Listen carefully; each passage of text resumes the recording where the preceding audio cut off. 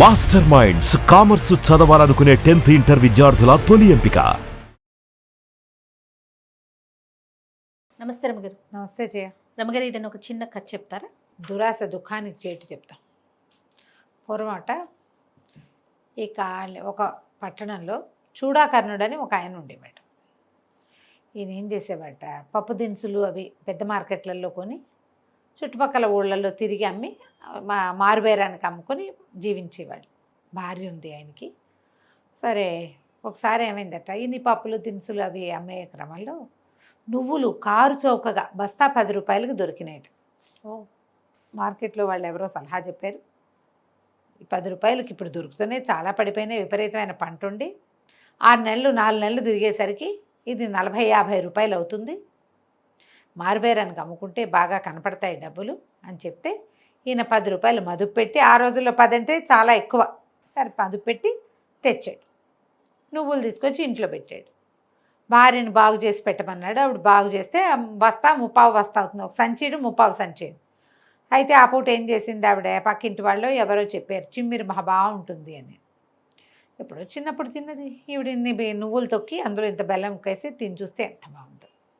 ఆయన ఆ ఊరు ఈ ఊరు వెళ్ళేవాడు. ఈవిడ తోచనప్పుడల్లా చారెడు నువ్వులు తీస్తుండా, 2 రోట్లో దంచుతుండా, అంత బెల్లం ముక్కేసి ఆ మాత్రం ఉండా తినేది. ఎవరైనా కనపడ్డారనుకో, బాకిట్టు ఆసేమ్మా ఓసేమ్మా ఇంకో 2 ముద్దలు ఎక్కువ తొక్కి అవి కూడా పెట్టేది.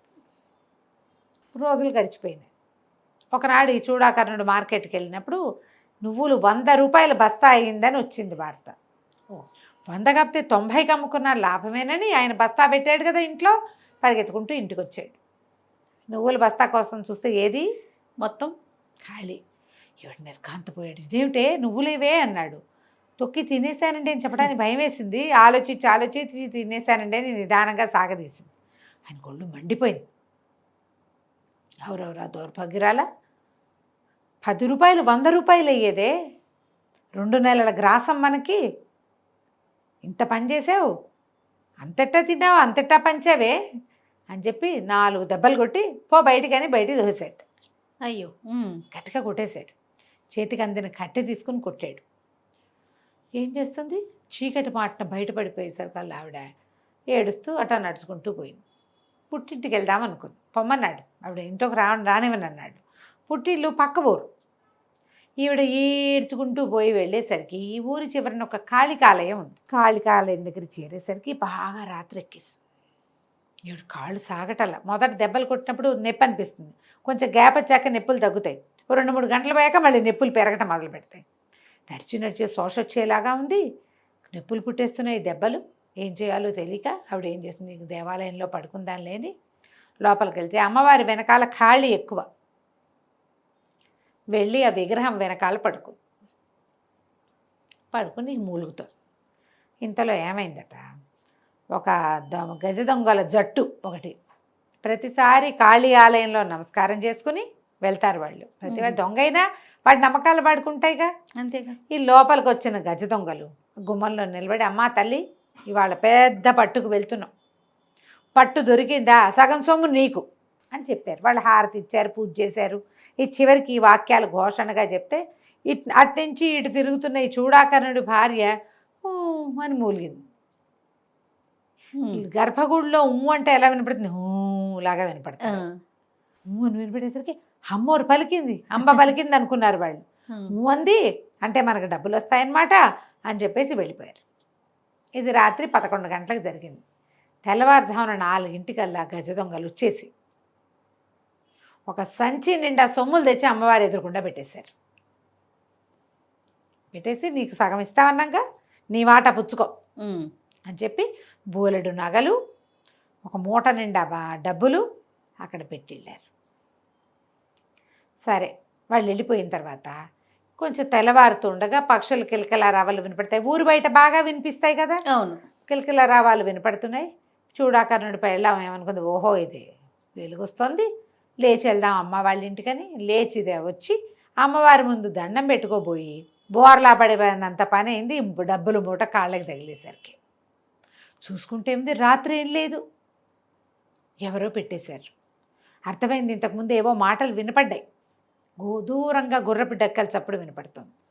అమ్మో దొంగలు కాబోలనుకుని ఇప్పుడు ఏం చేసింది, ఆ సంచిలో ఉన్న నగలన్నీ చకచక చేతులకి మెడకి తగిలించేసుకుంది. తగిలించుకుని ఆ డబ్బులు ఎత్తి ఇంత మూట ఉందిగా, ఇక నగల మూటలో ఆ డబ్బుల మూట పెట్టుకుని దాన్ని భుజాన్ని వేసుకుని ఇంటికి నడవటం మొదలుపెట్టి పుట్టింటికి వెళ్ళలా. మరి తన ఇంటికి భర్త దగ్గరికి వెళ్ళిపోయింది. ఆ రోజుల్లో పుట్టిళ్ళకి ఏం వెళ్ళేవాళ్ళమ్మా, ఇప్పటి కాలమా అది, పుట్టింటికి చెడి పుట్టింటికి చేరకూడదు అనుకునేవాళ్ళు. ఇప్పుడు డబ్బులతో పుట్టింటికి వెళ్ళడం ఎందుకు, నా మొగుడినే ఉద్ధరించుకుంటా. అక్కడ డబ్బు నష్టపోయామని కదా అతను కొట్టాడు, లేకపోతే కొట్టేవాడు కాదు పాపం. ఓకే సరే ఇంటికి వెళ్ళేసరికల్లా మళ్ళీ వచ్చావుటే ఆయన అరుస్తూ తలుపు తీసి అని నిర్ఘాంతపోయాడు. మెడ నిండా నగలు, చేతుల నిండా గాజులు ధరించి పెళ్ళాం కనపడేసరికి పోసిని ఎక్కడివే ఏమిటి అంటే, ఎవరో దొంగలండి, గుళ్ళో ఇలాగైందంటే ఆయన పెళ్ళాం లోపల తీసుకెళ్ళి రాత్రి నుంచి మదన పడుతున్నాను, చీకట్లో ఏమైపోయావోనని అని చెప్పి లోపల తీసుకొచ్చి ఆమెకి ఏదో కొబ్బరి నూనె అది నూనె పసుపు రాసి కాస్త ఏదో తినడానికి పెట్టి పడుకోమని మర్నాడు ఆ నగలన్నీ చక్కగా అమర్చుకున్నారు. డబ్బులు వచ్చినాయి కదా, ఇంకా మంచి వ్యాపారంలోకి దిగారు. అయితే వీళ్ళింటి పొరుగున ఒక ధనవంతుల ఇల్లు ఉండేది. ఆ ఇంటి ఆవిడ పేరు సుమతి. కొంచెం 50 ఏళ్ళు దాటిన ఆవిడే, బాగా కలిగిన వాళ్ళు. ఆవిడకి ఏమనిపించేది, మొన్నటిదాకా నిప్పచ్చరంగా ఉన్నారు వీళ్ళు, ఇప్పుడు ఇంత పచ్చగా ఎలా అయ్యారు అనిపించేది. ఈ అమ్మాయి మెడలో కాస్త సూత్రాలు, తాడు, నల్ల పుసలు, కాస్త గాజులు, ముక్కుకు బేసరి అవి కనపడుతుంటే తలతల్లాడుతోంది. ఎప్పుడు తలతల్లాడతారు జయ జనరల్గా ఎవరైనా, డబ్బు వల్ల, ధైర్యం, డబ్బే కదా. ఇవిడికి కుళ్ళుగా ఉండేది. ఎట్లా ఇది పెరిగింది, చింకి గుడ్డలు కట్టుకునేది, ఇప్పుడు శుభ్రమైన గుడ్డ కట్టుకుంటోంది. వీళ్ళు కూడా డబ్బంతా ఏం పోసేలా వ్యాపారంలో బదులు పెట్టుకున్నారు, కొంచెం ఉన్నంతలో బాగుపడ్డారు. సరే సాయంకాలాలు రోజు కాసేపు వచ్చి కూర్చునేది, తెలుసుకోవాలని ఉండేది. చూసి చూసి చూసి ఒకరోజు అడిగింది, అమ్మాయి ఇది వరకు మీ పని బాగుండేది కాదు, ఇప్పుడు బాగుంది, ఏ దేవుడికి మొక్కావు, దేనివల్ల మీరు బాగున్నారో చెప్పమని. ఎవ్వరూ అడగల పాపం ఆ చూడాకర్ణుడి భార్య నీ మాట. బాగుంటే బాగున్నావు, ఎవరికి కావాలన్నట్టున్నారు. మరి నువ్వు చాలా బాగున్నావు, నువ్వు ఎంతో బాగున్నావు అని ఎవరైనా అంటే పొంగిపోతాం కదా, అంతేగా. పొంగిపోయి ఇది చూడాకర్ణుడి భార్య అంది, పిన్ని ఇట్లా రా లోపలికి అని లోపలికి పిలిచి, నువ్వు తల్లి పిల్లలాగా ఉన్నాం మన ఇద్దరం, నా మనసులో మాట ఏం జరిగిందో నీకు చెప్తాను, ఇలాగయింది, మా ఆయన నువ్వులు తెచ్చాడు, అవి నేను తిన్నాను, ఆయన మళ్ళీ వచ్చాడు వాటి కోసం, నేను తినేశానండి అని భయంగా చెప్పాను, ఆయన నన్ను కొట్టాడు, నేను పోయి కాళికాలయంలో కూర్చున్నా, అక్కడ నాకు ఇది లభించింది. లోపల నుంచి భగభగా మండిపోయింది. అవురవురా ఒట్టి పుణ్యానికి వచ్చిందే వీళ్ళకి, అదేదో మనకు కూడా కావాలి, లేదా పోదా అంటే బోళ్ళు ఉన్నాయి ఇక్కడ. ఇంటికి వెళ్ళిపోయింది ఆవిడ చాలా మంటతోటి. ఒక 4-5 రోజులు బాగా ఆలోచించి, ఏమండి మీరు ఒక నువ్వుల బస్తా కొనుక్కురండి అని. ఇప్పుడు ఎందుకే అన్నాడు, కావాలండి పట్టుకురండి అని. ఆయన ఏం చేశాడు, ఒక నువ్వుల బస్తా తీసుకొచ్చి పెట్టాడు. ఈవిడ రోజు నువ్వులు దంచి చుట్టుపక్కల పండారం చేసి తినేసి అవగొట్టేసి, నువ్వుల బస్తా అయిపోయింది, మొగుడు మాట్లాడాలిగా ఇప్పుడు లెక్క ప్రకారం. అక్కడి నుంచి ఇవ్వకుండే, ఏమండి నువ్వులు ఏమైపోయినాయి అని అడగండి అని. ఏమైపోతాయి అని అడగండి ముందు, నువ్వుల బస్తా ఏదే అన్నాడు. ఈవిడ చాలా భయంగా నటిస్తూ, ఆవిడ భయం పడింది కదా, తినేసానండి అని అనేసరికి, ఆ తింటే తిన్నావులే, కావాలంటే ఇంకో బస్తా తెస్తా అన్నాడు మొగుడు అనేసరికి, చిచ్చి అలా అంటారు, అలా అనకూడదు, మీరు ఏమనాలి, ఇప్పుడు తినేస్తావా బుద్ధి లేదా అని 2 దెబ్బలు ఏంటనండి. ఆయన జీవితంలో కొట్టారగడు పెళ్ళని, ఇదేంటో అడిగి మరీ కొట్టించుకుంటానంటోంది. బాగుందిగా, ఎందుకే అన్నాడు, 2 దెబ్బలు కొట్టాడు. కొట్టేసరికల్లా ఊరికే మెత్తగా కొట్టాడు, ఆయనకు అలవాటేది. అక్కడి నుంచి ఆవిడ అరిచింది, ఏంటండి గట్టిగా కొట్టమని చెప్పాను, నువ్వులు తినేసానా, కొట్టద్దు మీరు, కొట్టండి అని అనేసరికి అర్థం కాల. ఎప్పుడో చిన్నప్పుడు ఒకసారి చాచి కొడదాం అనిపించింది, అది గుర్తొచ్చింది. అప్పుడు ఆ తర్వాత ఏదో తగ్గిపోయింది. మామూలుగా ఆయనకి అలవాట్లేదు, ఎప్పుడో పెళ్ళాన్ని చేసిన ఒక పని చిన్నప్పుడు నచ్చలేదు, ఇప్పుడు అది జరిగి 30 ఏళ్ళు అయింది. అది గుర్తు చేసుకుని ఈయన మూలని ఒక కర్ర తీసి కొట్టేశాడు భార్యని. ఆవిడ దెబ్బలతోటి, ఉండండి నేను ఇప్పుడు మా పుట్టింటికి వెళ్ళిపోతా అని ఈ మొగుడు తలపేసుకొని ఏం మాట్లాడ, ఆయన పొమ్మన్లా, ఈవిడే బయటకు వెళ్ళిపోయి తలపేసేసింది. పొమ్మనాలి లెక్క ప్రకారం, ఆయన పోండు కొట్టి ఊరుకుంటున్నాడు, దెబ్బ తగిలిందా అంటాడు పైగాను.